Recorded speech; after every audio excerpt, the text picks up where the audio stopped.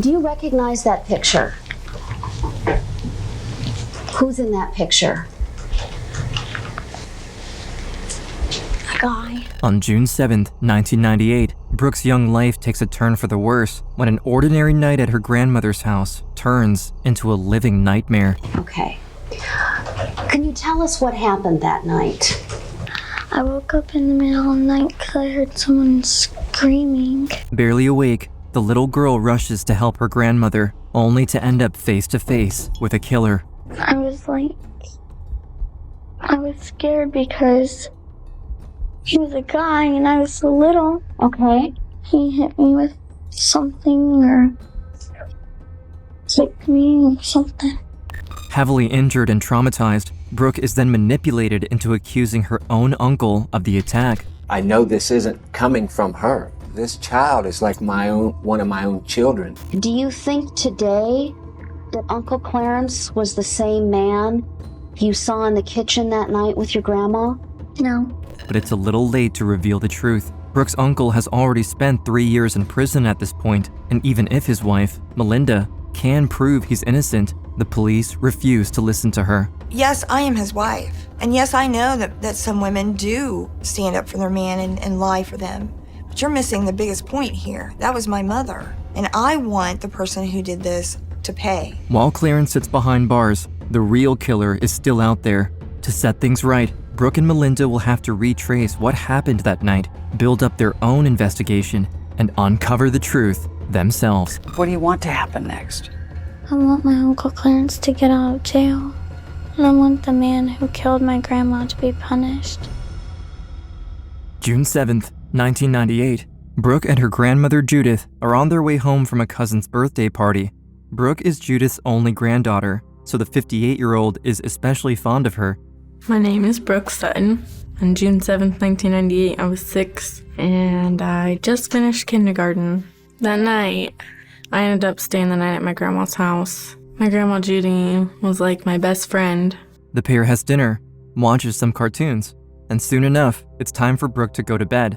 Judith gives her bedroom to her granddaughter. She will sleep on the living room couch. I took a bath and I got dressed in her nightgown, and then she tucked me into bed, and then I went to sleep. A few hours later, in the middle of the night, Brooke wakes up to the sound of screams. She follows them to the kitchen and walks straight into a scene she should have never witnessed. So I ran back to my grandma's room because I was scared. He heard me run back to her room and hit me or knocked me out.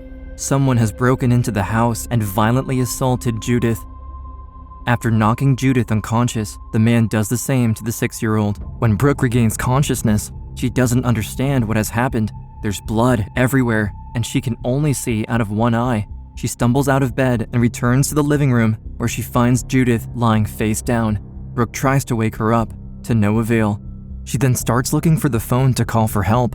After what feels like forever, she finally finds it outside, discarded in the bushes. Panicked and disoriented, she can't remember the police's number. Instead, she leaves a voicemail at her friend's house, the only number she knows. Hi, I'm not here right now. Just leave a message and I'll get back to you as soon as I can. Bye. Dude, I'm starting to tell you this, but my grandma died, and I need somebody to get my mom for me. I'm all alone. Somebody kill my grandma. Oh, please, would you get a hold of me as soon as you can? Bye. Before we continue Brooke's story, we'd like to thank this episode's sponsor, Cloaked. Our sponsors help us continue our mission of sharing powerful survivor stories, and today we've partnered with Cloaked, a tool we've used and really appreciate. Cloaked asked us to enter our phone numbers into their site, and we weren't ready for what came back. The exposures tied to our personal data kept rising, revealing nearly 1,000 vulnerabilities. At Unseen, our work online means we're highly aware of privacy, but seeing our social security numbers laid out like that was something else. Online, the playing field isn't always level. Data brokers make billions selling our information, and most services only remove your data after it's exposed. The real problem is that every new sign-up creates another vulnerability, Cloaked solves this. They remove your exposed data and let you quickly generate unlimited burner emails, usernames, and numbers for new signups. Instead of your real info being sold, brokers get worthless data. Now you're playing them. Cloaked has turned the tables on the whole industry. Go to our link cloaked.com/unseen and enter your phone number for a free security scan and see how exposed you are right now. It's so simple. In a few seconds, you'll have a full free scan that will probably blow your mind. So go to cloaked.com/unseen to get 30% off any plan. And now, back to Brooke's story. When Brooke puts the phone down, she notices it's covered in blood. Confused, she reaches for the side of her face and is shocked to realize she's bleeding. Panicked, the 6-year-old runs down the street to look for help until she reaches a neighbor's house. 25-year-old single mother of 3, Tanya Brazil, answers the door. She recognizes the little girl immediately. Her own daughters are some of Brooke's best friends. She was crying like, I don't know, she just was a mess. She definitely looked like she was in pain. My mom's like, oh yes, it was him. Like kind of like putting that in her mind that it was her uncle. Brooke came to my door. She said, please help me. My grandma's dead. My Uncle Clarence killed my grandma. My Uncle Clarence killed my grandma. I don't have no reason to lie about it. And Tanya's behavior with Brooke only gets stranger from there. The 6-year-old is clearly terrified, yet Tanya refuses to call the police. She doesn't even tend to the child's injuries. Instead, she tells Brooke to wait outside while she gets her own children ready for school. And so, the little girl waits, alone, for nearly an hour. Eventually, Tanya drives her back to her mother's house, but when they arrive, the woman starts speaking on Brooke's behalf, and suddenly, the story of a traumatized child who only ever saw a shadow in the dark turns into a full-blown accusation. The neighbor, she kind of told everybody that I told her that I was my uncle, and everyone was questioning me, and I guess I kind of was agreeing with it. While this was happening, no investigator ever took the time to question any of Tanya's daughters about what they witnessed that morning. I just feel like if someone would have came to us first, stuff would have been different with the Elkins case. Minutes after Brooke arrives at the hospital, investigators burst into the intensive care unit. She tells them she didn't see who did it, but this isn't enough for them. They press her further, and in Brooke's young, exhausted mind, the only way to make them stop is seemingly to repeat what she heard from her neighbor. But even then, the 6-year-old is careful with her words. She doesn't outright say it was Clarence, but that the man might look like her uncle. But that's all the police need. Less than an hour after Brooke arrives at the hospital, officers raid her uncle's house. And I remember Clarence going out the back door, and I seen him cross the window, and he kind of had his hands up like, like what's going on? They were telling me to put my hands in the air and turn around and walk slowly backwards. Clarence, shocked and confused, doesn't carry out the order, and things quickly escalate. And then I seen 2 or 3 police officers running down the hill of our backyard in like helmets and vests and guns. And of course, what the heck is going on here? Melinda runs outside, but the police intercept her before she can reach Clarence. They inform her that he's under arrest for the murder of Judith Johnson, Melinda's own mother. I screamed, because I just couldn't believe what they were telling me. My uncle was on the phone and he said, yes, she's dead. And Brooke is saying that it was Clarence. And so I went to the police station. They tried to put words in my mouth saying why I did this and why I done that. And I just could not answer one question they had. The police then ransack Melinda and Clarence's home. They're looking for evidence, but leave empty-handed. In the days following the arrest, they never interview anyone except Brooke and totally dismiss Melinda, assuming that whatever Clarence might have done, she had to be in on it. Clarence was at home with me and our sons at the time of the murder. Not even one time did I ever feel that Clarence could have done it. And I said to them, yes, I am his wife. And yes, I know that some women do stand up for their man and lie for them. But you're missing the biggest point here. That was my mother. And I want the person who did this to pay. Following the botched investigation, authorities quickly brought Clarence before a judge.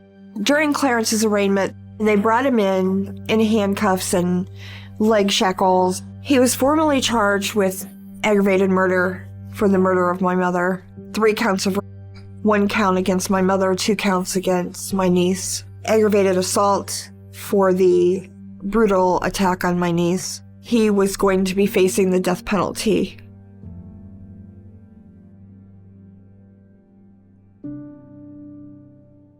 The proceedings would last 11 months. In that time, Melinda would lose everything: her job, her house, but worst of all, her family. Even her young sons, Clarence Jr. and Brandon, notice it. At the funeral home, I remember walking in and it was just my brother, myself, and my mom, you know. We were just alone. Everybody was staring at us. The tension, you could have cut it with a knife.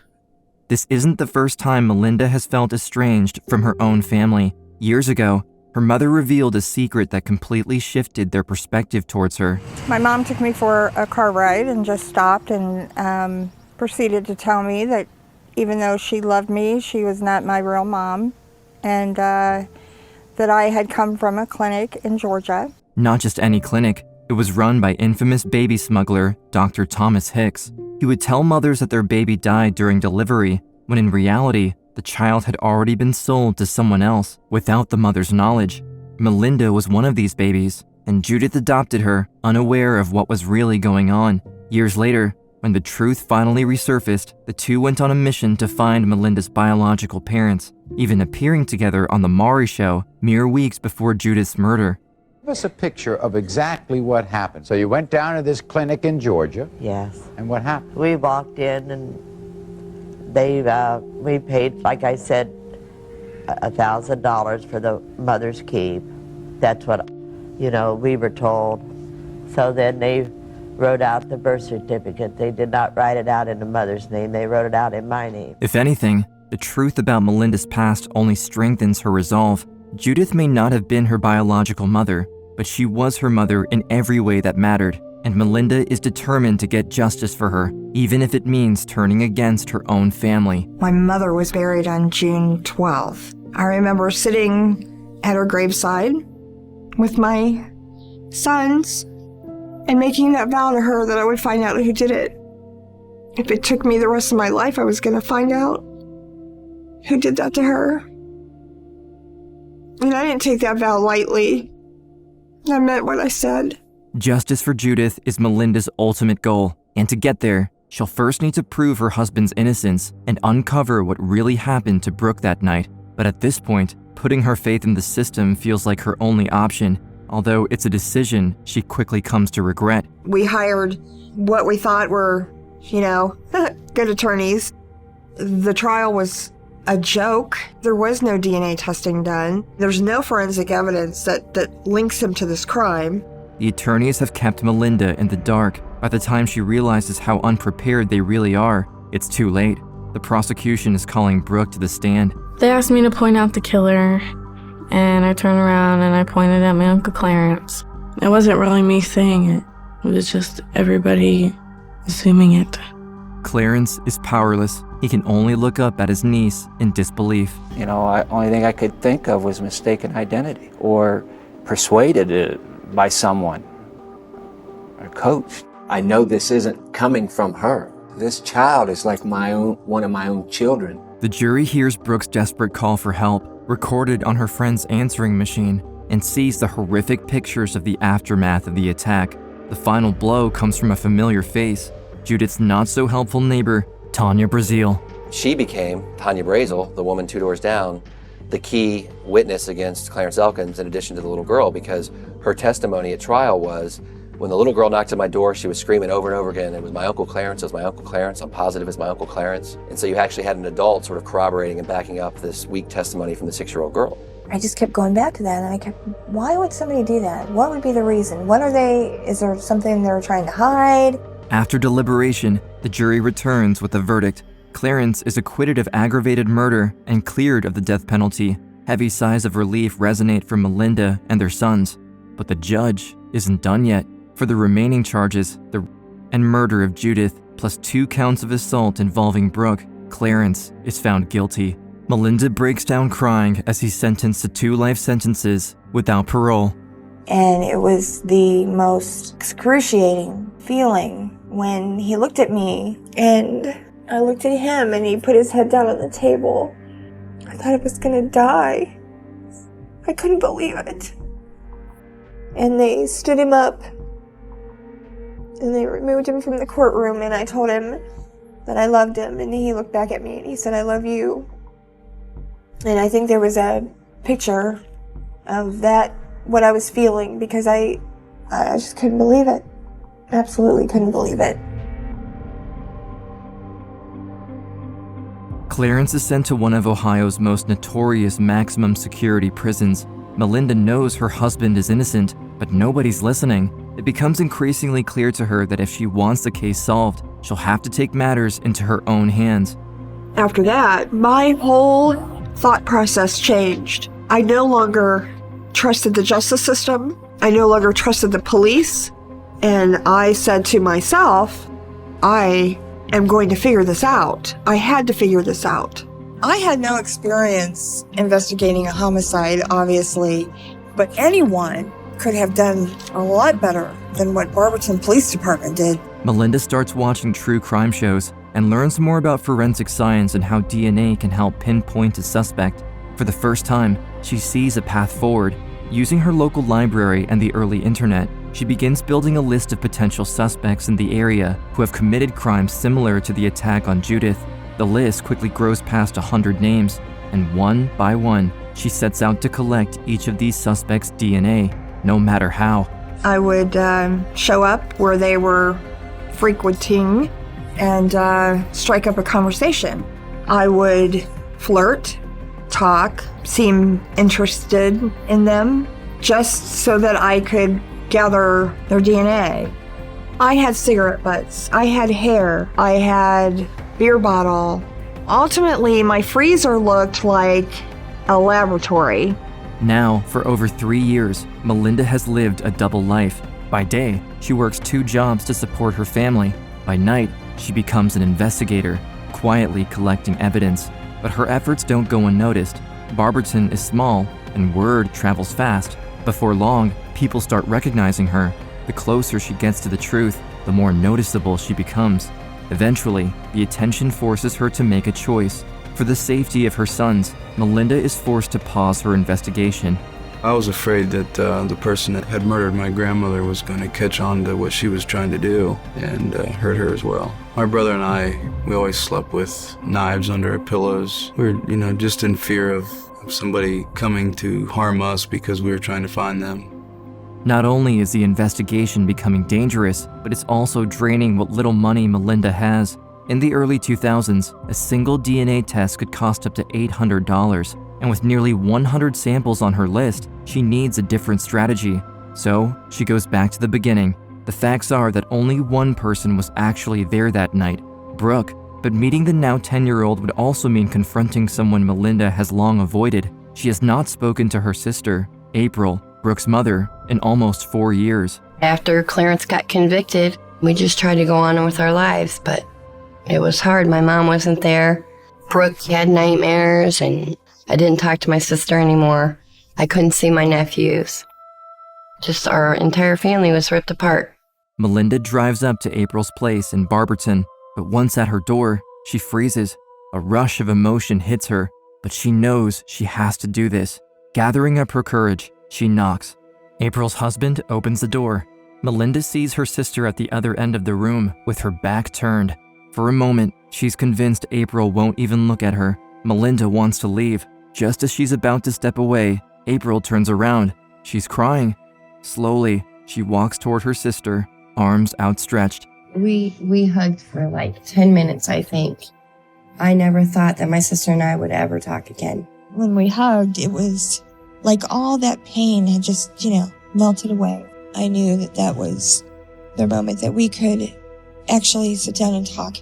It was a hard moment for Brooke because she didn't know how to react. The reunion is emotional. Melinda, April, and Brooke have a lot of catching up to do, but Melinda remains focused. She needs to ask Brooke a few questions. She starts with the most important one. Is she still certain it was Uncle Clarence she saw that night? Without hesitation, the 10-year-old answers that she was never certain, shattering both women's entire understanding of the case. April is speechless. For the first time, she is forced to reconsider her daughter's testimony, and this is all Melinda needs to get started. She pulls an inch-thick folder from her bag and lays it out on April's kitchen table. In a single afternoon, she sums up 3.5 years of investigation to her sister. Gradually, April realizes she may have made a terrible mistake. At first, I thought she was just insane, but then I stopped and I listened to her, and some things really made me think maybe we were wrong, because there really wasn't any physical evidence against Clarence. A few weeks later, Brooke decides to recant her testimony. Now that she's a little older, she understands she had been influenced by the prosecutor, the police, and her neighbor. At only 10 years old, she takes it upon herself to clear her uncle's name in the hopes that her recantation would allow him a second chance at a trial. Why did you say it was Uncle Clarence? Because it looked like him. It looked like him. Do you think it was Uncle Clarence? At first, yeah. At first, yeah. But do you think so today? No. The reason I'm here today is to support my Uncle Clarence and my grandma. I want everyone to understand that I was not told to say that it was someone else.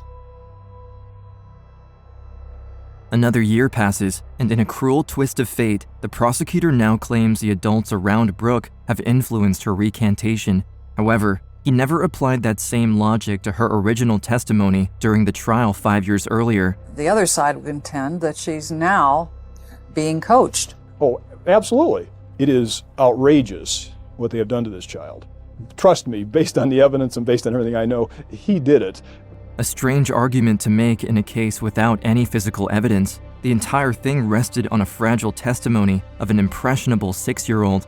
But, by chance, that shaky foundation catches the attention of a non-profit organization dedicated to defending the wrongly convicted. I'm Mark Godsey. I'm a law professor here at the University of Cincinnati College of Law and director of the Ohio Innocence Project. Our mission is to look at old cases where the inmates have steadfastly maintained their innocence from the beginning to the end, and see if there's some sort of evidence, new evidence, that might be able to shed light on it. I was in my office when Melinda called the first time. She was calm and rational, and she knew the facts. She was immediately talking about DNA, so it was more like talking to a lawyer or an investigator. Between 1998 and 2004, DNA testing had evolved from a technology in its infancy into a proper science. Godsey believes modern testing could yield usable results from the original swabs. He also agrees to test several of the samples Melinda has collected during her investigation. If they can produce a match, the prosecutor would be forced to grant Clarence a new trial. When the results come back, none of the samples link Clarence or any of Melinda's suspects to the crime.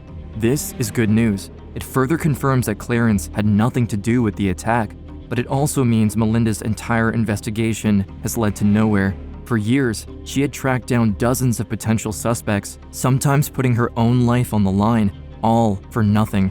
And her failure does not go unnoticed. The driving force behind all this is Melinda Elkins, who just likes to be the center of attention.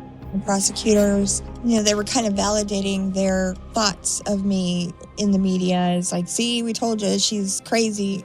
But Melinda refuses to back down. With the help of Godsey and her sister April, she files a motion for a new trial. Citing Brooke's recantation and the DNA results, they argue that Clarence's conviction cannot stand when nothing ties him to the crime. Yet, to the surprise of everyone involved, the motion is denied. I just couldn't believe this, that the DNA doesn't match Clarence. Then that means it had to have been someone else. What more do they want? Do they want us to serve them who did this on a silver platter to them? Well, okay then, that's what we'll do. By now, Clarence has spent nearly 7 years behind bars, and if the man who killed Judith is truly as dangerous as Melinda believes, there's a real chance he has already been arrested for some other crime. If that's the case, Clarence might be closer to the truth than anyone else. From that point on, he becomes Melinda's inside man, quietly observing the inmates around him while she continues her investigation on the outside. This is not about myself, it's for my mother-in-law and my niece. I want justice for everyone, and the person that committed this crime be held accountable. As part of her new approach, Melinda starts looking for recent convictions that fit the profile she had established at the beginning of her investigation. One day, on the front page of a local paper, she reads about the arrest of another violent predator. But what throws her off is a name she recognizes at the bottom of the article, Tanya Brazil. Although Melinda hasn't seen that name in many years, she could never forget the woman who refused to help her injured niece after the attack and who had testified against her innocent husband back in 1999. She was the person that my niece went to that morning for help and had always been a red flag for me because this particular woman did not call the police, did not call an ambulance for my niece, did not even let my niece in the house, but proceeded to leave her on the porch for 45 minutes before she put her in her car to take her to my sister's house. The offender, named Earl Mann, happens to be Tanya Brazil's long-term boyfriend and was just found guilty of molesting their children, Selena, Tasha, and Misty. When Melinda starts digging deeper, she makes another discovery. Earl Mann is a repeat offender who had been arrested at different points in time for breaking into houses and violently assaulting both women and children, the same kind of crimes committed the night Judith was murdered. On top of that, Earl Mann had been released from jail on June 5, 1998, 2 days before the attack. He had been seen with Tanya later that same day, following Clarence's arrest. Well, I don't care what they say. I know that I'm telling the truth, so I don't care what anybody thinks. Brooks came to my door. She said, please help me. I was not protecting Earl. I don't have no reason to lie about it.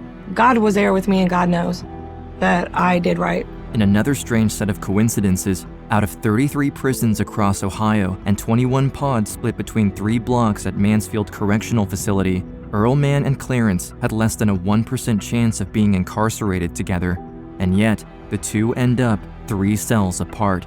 Yeah, Earl Mann was a really bad person. And lo and behold, he was in the same block as I was. He had committed these terrible crimes against these children. He fit the profile. And now I started to wonder, why is this guy following me? If Earl Mann is the culprit, he would have certainly heard of Clarence's case, which has made headlines multiple times over the years. Melinda and her sons can't help but fear for him, just as they once feared for themselves. I was nervous for my dad's sake. You know, I didn't know what Earl Mann knew that we did. I was concerned for my dad's safety. And Clarence Jr. has every reason to be afraid. One afternoon, as the inmates are out in the yard, his father is cornered by Earl Mann and another prisoner. We were sitting at a little table. Earl Mann started to make small talk with me. Man struck another inmate with a lock and a sock right in front of me. I couldn't believe what I seen. In shock, Clarence immediately walks away and keeps his distance from Earl Mann after that. But Melinda makes him understand that there's no way around it. He's the only one with access to the suspect, and gathering a DNA sample from him is the only way they can ever prove his involvement. Earl Mann is a skinhead and keeps his head shaven, so Clarence's only option is to steal something from him. For months, he stalks him from afar, waiting for an opportunity. Just one day in the summer of 2005, I've seen Earl Mann putting a cigarette butt down on a makeshift ashtray. I got some clean tissue paper and picked the cigarette butt out of the makeshift ashtray.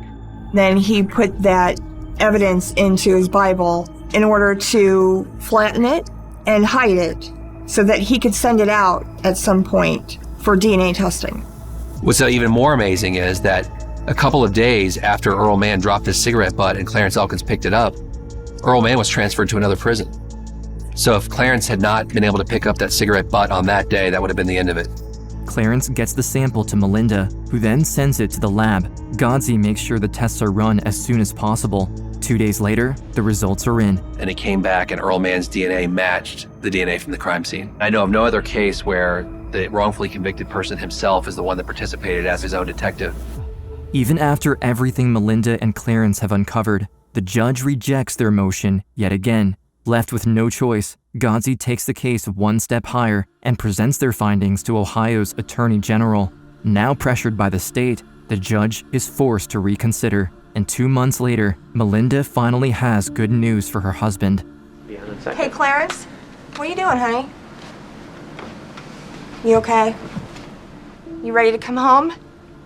Then get your stuff packed, honey, because you're coming home today. Don't worry, I won't give you a shot. Hey, Clarence. Woohoo! Thank God. Thank God. I'm very proud of everyone who stepped forward on my behalf for justice. What are you gonna do? Pinch yourself. I don't know. One day at a time, slow and easy, putting my life back together with my family. The prosecution against Earl Mann lasts another 3 years. During that time, the trauma shared by Melinda, Clarence, and Brooke reaches its breaking point.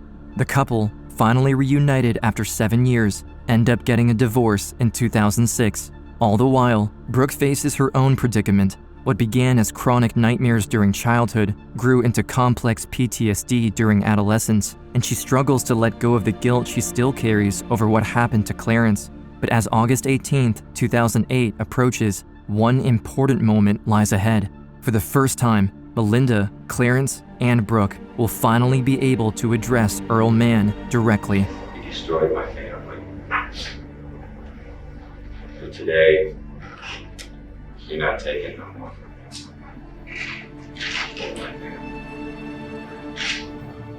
I could go on with some not so kind words, but I'm not going to. To forgive you is a difficult thing. I hope I will over time. But, I pray that God has mercy on your soul. Poet Dante once spoke about hell as being frozen ice at its lowest depths.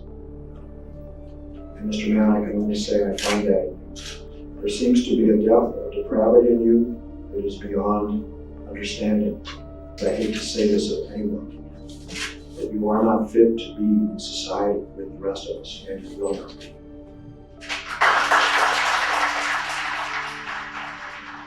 With the case finally closed, Melinda turns the page. She remarries and starts a new life.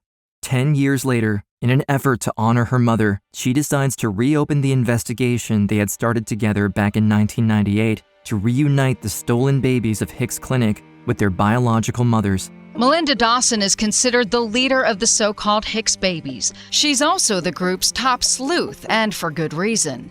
Melinda garnered international acclaim more than a decade ago, solving her adoptive mother's murder with DNA, proof that also exonerated her former husband, Clarence Elkins. Once again, she's relying on DNA testing, but this time to steer her and other Hicks babies to their birth parents. It was a brick wall. Nobody wanted to help us at all. But it's not the first time I've faced something like that, and I'm confident I'll eventually solve that case too. For Clarence, however, the story did not end there. Adjusting to his new life proved deeply challenging, and the trauma he carried with him made the transition even harder. 7 years in prison took a debilitating toll on Clarence Elkins. He was 35 years old, a married father of 2, when he was wrongfully convicted in 1998 of raping his 6-year-old niece and raping and murdering his mother-in-law. He was confined to a maximum security prison. It took time, but Clarence eventually got better. He remarried in 2010 and remains close to Melinda and her family to this day. Yet, he never forgot Brooke. When he learned that she still felt responsible for what happened, he took it upon himself to show her she had nothing to be forgiven for. He never blamed me. Clarence never blamed me. I really would have blamed myself if I were him, because I'd be angry if someone put me in prison for something that I didn't do. She was the daughter that I didn't have.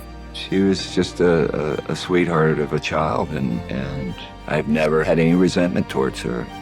In the end, Earl Mann was sentenced to 55 years to life for Judith's murder, but not everyone involved in the case was held accountable.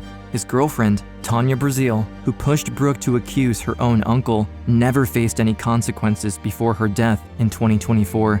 Clarence, however, was eventually able to hold the system accountable, settling with the state of Ohio and the Barberton police for over $6 million, even though no amount of money could ever make up for the years he lost. It's very difficult very sad at times. It's not like it used to be, but at the same time, I got to move on.